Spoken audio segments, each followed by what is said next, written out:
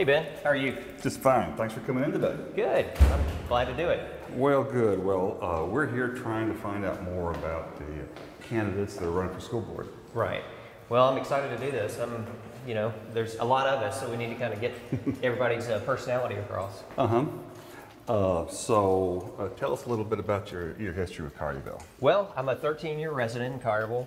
I'm a local veterinarian and business owner. Been a veterinarian for, when I graduated, I moved back to Collierville. My family's from Collierville, but I kind of grew up in Germantown. But live here in Collierville for 13 years. So you've been in Collierville a long time. Is this your first community involvement kind of thing, or have you done other things? I have done a few other things. This is my first experience in politics. I've helped on several campaigns. My brother actually is a state senator, so I've helped him on his run for office several times. But in terms of politics, yes, I am a member of the chamber. I was involved with Young Life, a youth ministry out here in Collierville for the Collierville High School for about 7 years. I did a volunteer work and was the chairman of that for quite a few years.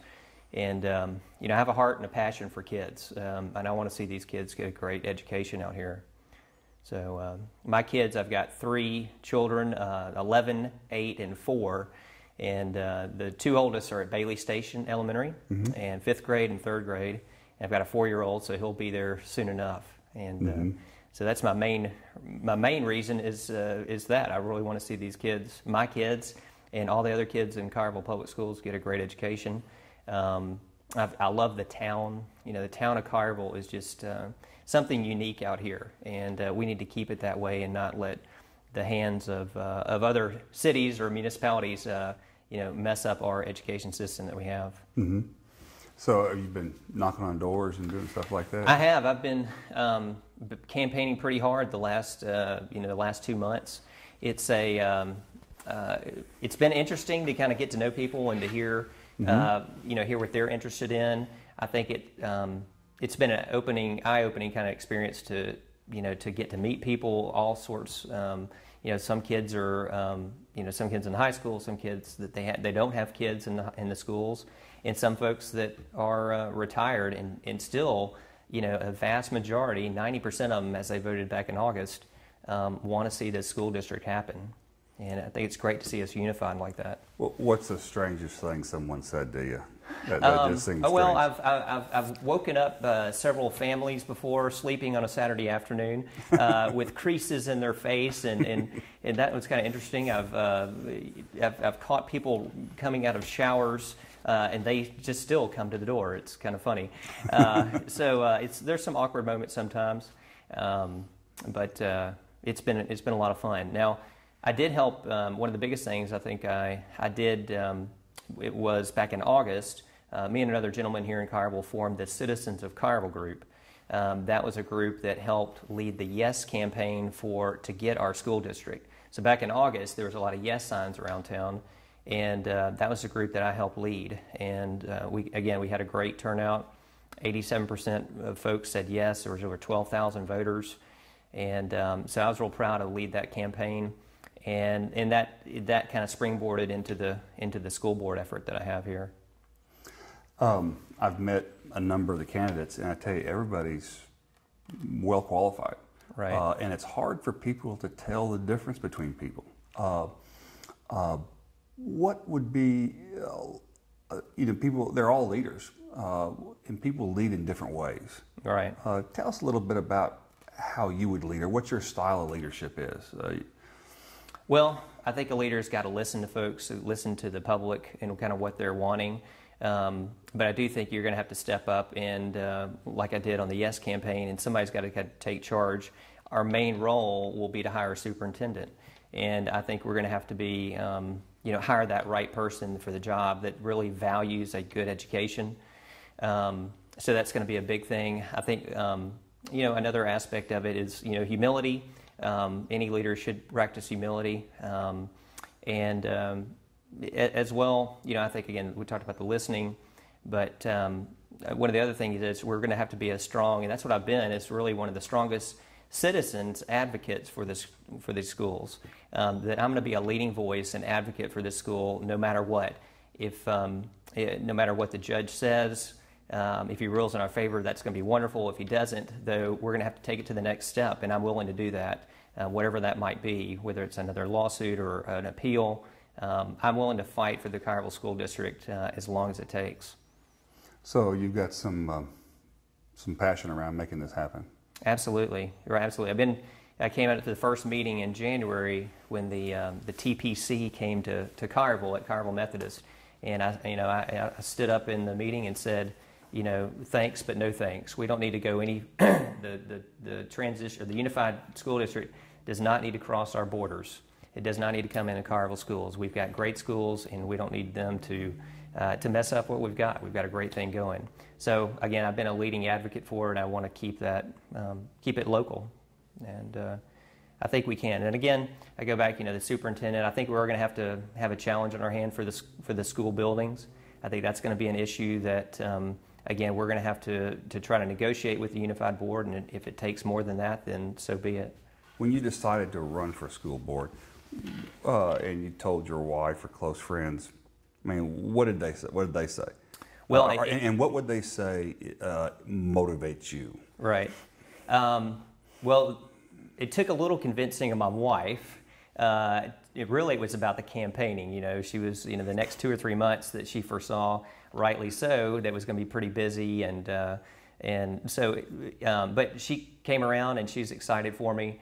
But she sees, and I'm passionate about this, that again, leading a great school district, it's been again a passion for me this whole past year, and and then friend-wise, I have great support. My committee is 100% behind me.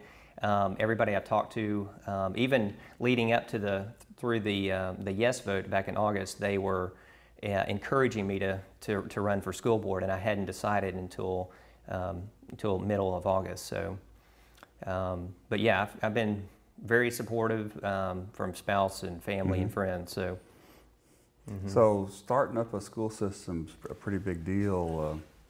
How many hours a week do you think it's going to take for a school board? Well, I think initially it's going to take more than the second or third or fourth year. I could foresee anywhere from 20 to possibly 30 hours a week. Hopefully some of that will be more in the night meetings and things like that for people's schedules.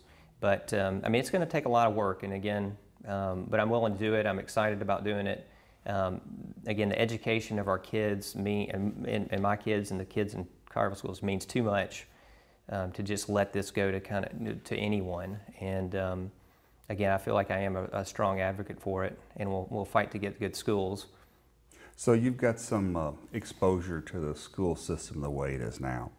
Is there anything in particular that you already sort of know that you think would be beneficial to change, whether it's lunchroom food or whatever it might be? I think on a simple level, I do think, and I hear back from a lot of people about the times, especially the high school. The high school starts at 7 o'clock.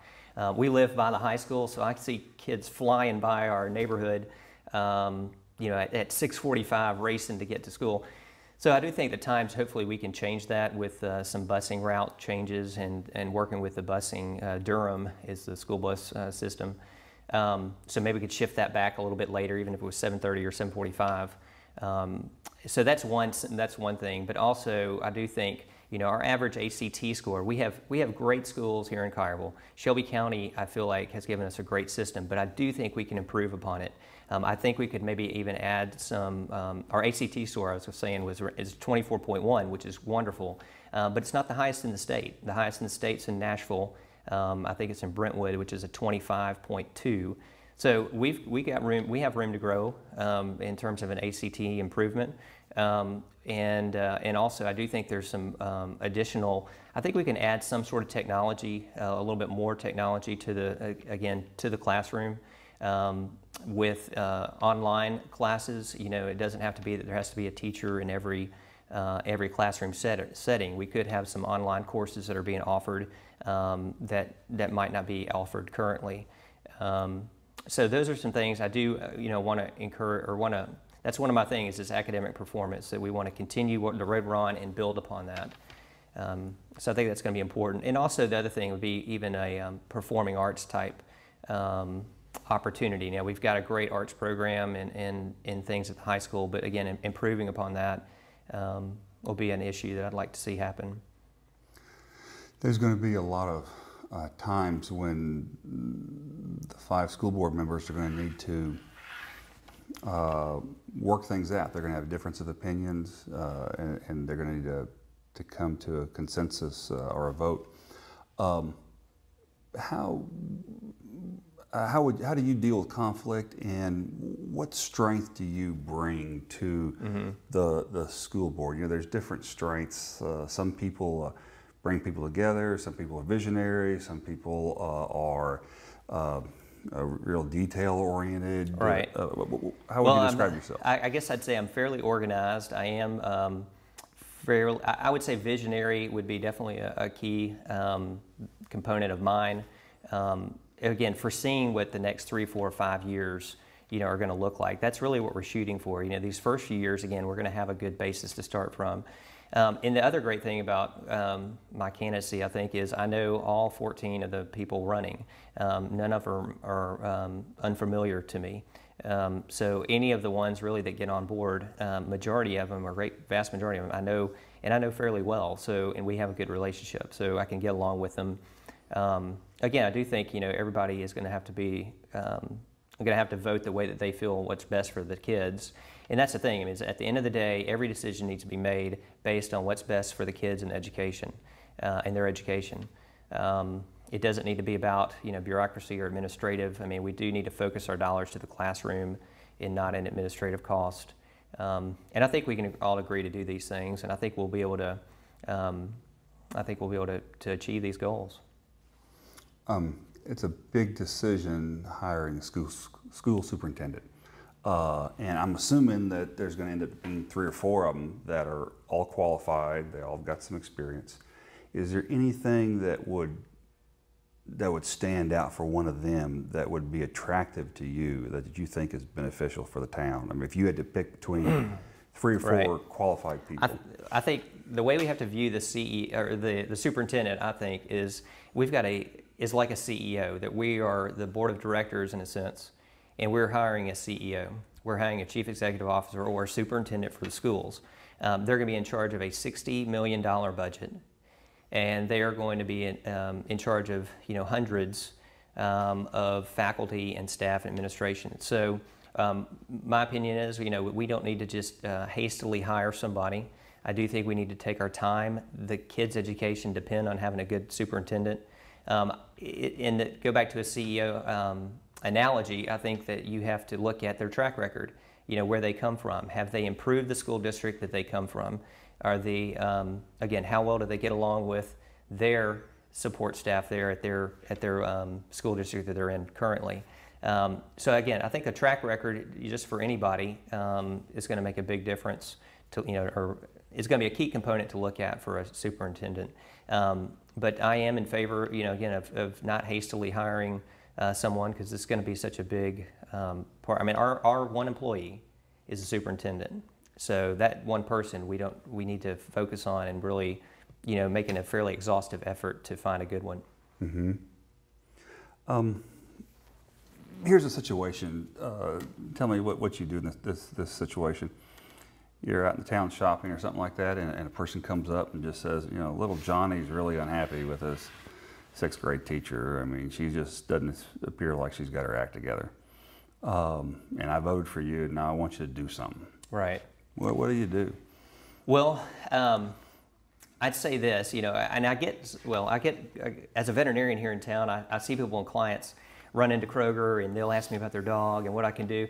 You know, I do think I'll bring it up to the superintendent.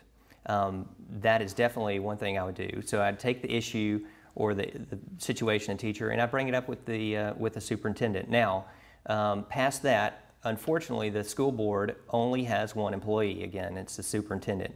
You know, we don't get to choose faculty or even principals. The superintendent hires the principals hire the teachers. But we will have, another key thing of mine is we want to have a strong teacher evaluation program. The state of Tennessee already implements a pretty good one. And it's pretty rare out here to have that. I mean, the vast majority of teachers in Collierville are excellent. Obviously, with any system so large, you're going to have a few that are underperformers, but hopefully we can weed those out. And the other big thing is hiring the right folks right off the bat. We're going to want to have a great teacher base, and I think we will again hire the vast majority of the teachers that are already here and attract some new ones. But that's what I do. I would bring it up with the superintendent and try to address it that way. Well, that's good. Well, look, we really appreciate you coming by today. Thanks, Ben. I appreciate it. Thank you for being willing to be a public servant, and I hope everything goes well for you. All right. Well, thank you.